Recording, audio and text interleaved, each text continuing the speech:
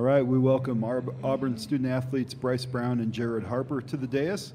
We'll issue our reminder to please let us know if you have a question. We'll direct a microphone to you.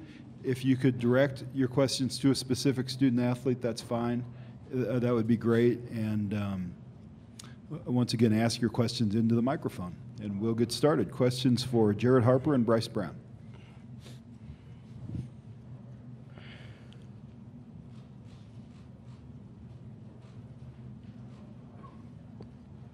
Guys, first off, what do you think of New Mexico State, the depth? I mean, they're one of the hottest teams in college basketball right now.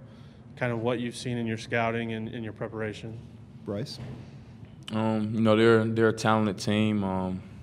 They're a very deep team, like you said. They have pretty good guards, good bigs, and they have depth in all of those areas.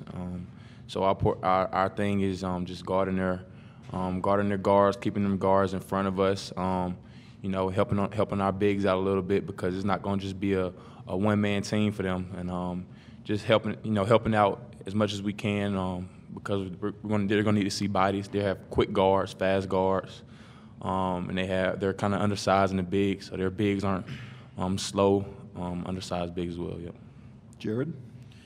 Just thinking that they're kind of a similar team to us. They shoot the three ball well. They able to spread the floor all five positions.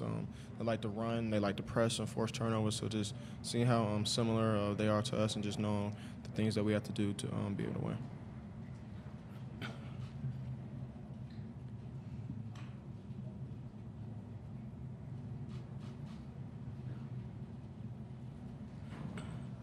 It's Eddie Pels from AP. I'd ask both of you, how did you end up at Auburn? What were your other choices? What was the thing that kind of put you over the top to go to Auburn?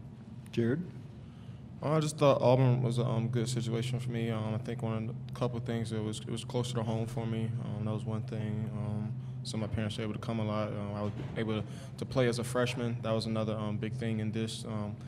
Just what I've always wanted to do. I wanted to be a part of making history. Auburn was a perfect situation for me and Bryce and all my teammates to be able to come in and make history. So, my reason is very similar to Jared's. Me and Jared both from Atlanta, so that was part of the reason why as well, just because it was very close to home. With Coach Bruce Pearl, history and coaching staff we have, I felt very confident playing in this system. And I just seen myself fitting very well in the system, as well as it was very close to home. And I know he likes to play fast and shoot a lot of three balls, and that was just part of the things that I looked at and that was part of my interest.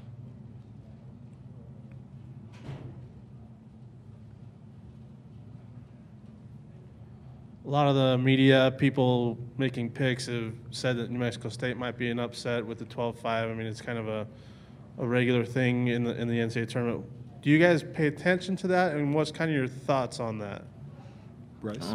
We try not to pay too much attention to it, but I mean, it's one of the biggest parts of the year, March Madness. It's not anything we don't see. We definitely see it.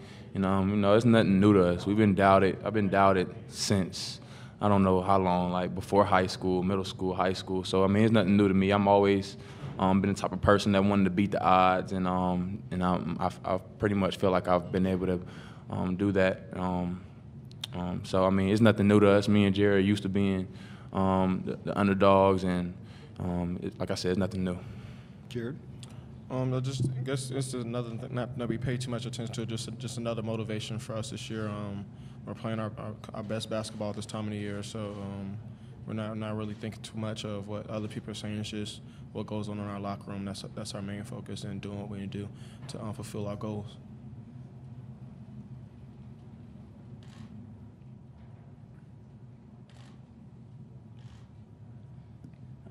Bryce, you mentioned this a little bit earlier, but maybe we could elaborate a little bit. You talked about kind of New Mexico State and preparing for their depth and how many guys they have. They regularly play 7, 8, sometimes 10 guys there. Just what kind of an extra challenge is that for you guys in preparing for a lineup where there are so many different looks, so many different types of players that you kind of have to prepare for, I guess? Yeah, it's a very different scouting report, one that we probably haven't seen all year. People in the SEC, and when you get around this time of the season, coaches shrink their rotations. And, you know, one thing about us is we don't do it, and that's what makes them kind of similar to us. They didn't shrink their rotation as well, so they have about 13 or 14 guys that play, and all of them are capable of going off at any moment in the game. And that's why, you know, we have to just pay close attention to our scouting report, because, you know, they shoot the ball well. And like I said, you know, it's not a single person we have to focus in on. We know they have a pretty good point guard. He directs most of the traffic that goes on, and he makes most of the play calls and make most of the plays. But you have other guys that are able to make plays as well and knock down shots, and they do a good job spreading the floor and things like that, similar to us. Yeah.